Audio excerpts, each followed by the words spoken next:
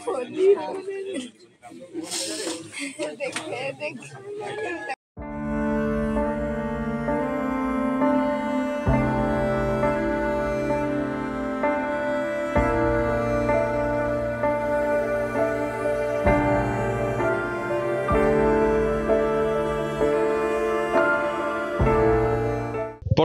মই মোৰ সতীৰ্থ কেমেৰা পাৰ্চনক এটা দৃশ্য দেখুৱাবলৈ মই অনুৰোধ কৰিছোঁ।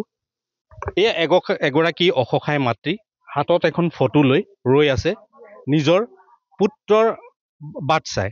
আচলতে ক'ব লাগিব যে বিভিন্ন সময়ত আমি বিভিন্ন ধৰণৰ বাতৰি সম্প্ৰচাৰ কৰোঁ যে বহিৰাজ্যত কৰ্মসূত্ৰে গৈ কিছুমান যুৱক কিন্তু সন্ধানহীন হৈছে, আৰু এইগৰাকী মাতৃ কিন্তু সম্পূৰ্ণ অসহায়, যিহেতু তেওঁৰ পুত্ৰ এতিয়ালৈকে ঘৰলৈ উভতি অহা নাই। আচলতে ক'ব লাগিব যে পেটৰ তাৰণাত আচলতে কৰ্মসূত্ৰে বহিৰাজ্যলৈ যোৱা যুৱকসকলে কেতিয়াবা এনেকুৱা নিৰুদ্দেশ হোৱা বিভিন্ন ঘটনা আমি বাতৰি সম্প্ৰচাৰ কৰিছোঁ। এয়া হৈছে কাৰ্তিক কুৰাং। কাৰ্তিক কুৰাং কিন্তু বহিৰাজ্যত চিকন্দ্ৰাবাদত কাম কৰিবলৈ গৈছিল, কিন্তু আহোঁতে ঘৰত 9 দিন হৈ গ'ল, কিন্তু ট্ৰেইনৰ পৰা তেখেত সন্ধানহীন হৈ গৈছে। মোৰ সৈতে কাৰ্তিক কুৰাঙৰ লগত যোৱা সতীৰ্থসকল আছে, যিসকলে একেলগে ট্ৰেইনত যাত্ৰা কৰিছিলে, অসমৰ অভিমুখে আহি আছিলে। তেখেতসকলৰ পৰা কিন্তু কাৰ্তিক কুৰাং নাইকিয়া হ'ল। আচলতে কি ক'ব, কেনেকে আচলতে কাৰ্তিক কুৰাং ট্ৰেইনৰ পৰা নাইকিয়া হ'ল? যে আমিতো আহি থকালৈকে সিটো আমাৰ লগতে আছিলে। এতিয়া সি কেনেকুৱা আমাক নোকোৱাকৈ পানীয়ে আনিবলৈ গৈছিলে নেকি ট্ৰেইনৰ পৰা নামি, আমিতো গম নাপাওঁ। পাছতে আমি ৰাতিপুৱা গম পাইছোঁ যে ল'ৰাটো আমাৰ লগত নাই। সি নিজে যোগাযোগ কৰিলে ফোনৰ দ্বাৰাই যে মই নামি গ'লোঁ বুলি। তাৰপিছত সি পইচা পাতি নাই বুলিও ক'লে।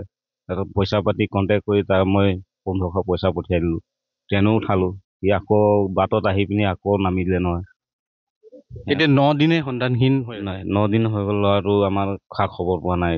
আপোনালোকে পুলিচৰ লগত যোগাযোগ কৰিছিল? কৰিছিলোঁ, পুলিচৰ লগত যোগাযোগ কৰিলোঁ। তাৰপিছত পুলিচৰ ফালৰ পৰা একো খবৰ পোৱা নাই। আপোনালোকে ৰেল আৰক্ষীক অৱগত কৰিছিলে নেকি? ৰেলৱে ডিপাৰ্টমেণ্ট গৈ পিনি কথাষাৰে জনালে, কিন্তু কাগজ এখনে এপ্লিকেশ্যন দিয়া নাই তালৈ। হয়, পৰিয়ালৰ লোক আছে, মই অকণমান জানিব বিচাৰিম। হয়, আপোনাৰ পৰা অকণমান জানিব বিচাৰিম। হয়, যিহেতু কাৰ্তিক কুৰাং নিৰুদ্দেশ হৈ আছে, প্ৰায় 9 দিন হ'ল, কি ক'ব এই গোটেই বিষয়টো? এতিয়া আৰু কি বলবা, আজি 9 दिन हो गए छाना तो कार्तिक कुरांग घर आसे नहीं खो। आज यार दूसरा काम करते जाए रहे उदिया और अमित शाह उदिया अलग खुजबे और अंदर सरकार जितना अंदर अच्छे उगला धर पुलिस और खुजबे और निकलाबे कुआ के खुजे कर इतना दिन हो गए आज छानाटा घर नहीं आसे छे।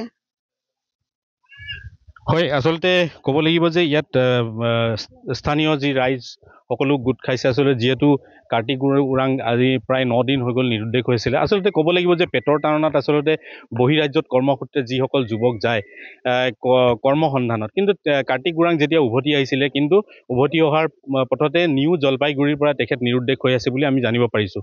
আৰু পুলিচ প্ৰশাসনক তেওঁলোকে অৱগত কৰিছে।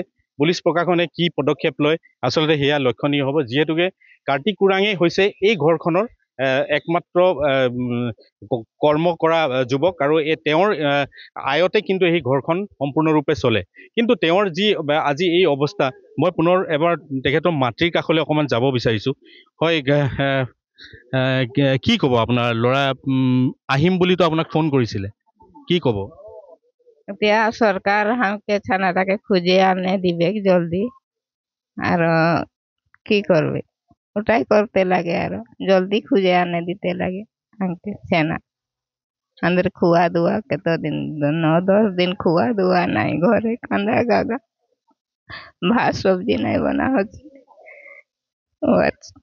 চিন্তা করে করে হাঁকে জলদি ছানা খুঁজে আনে দিবে সরকার। আর হয়, আচলতে শোকত ভাগি পৰা দেখা গৈছে মাতৃগৰাকী, যিহেতুকে নিজৰ সন্তানৰ আশাত কিন্তু তেখেত বহি আছে। প্ৰায় 9 দিন হৈ গ'ল কাৰ্তিক কুৰাঙৰ কোনো সন্ধান নাই।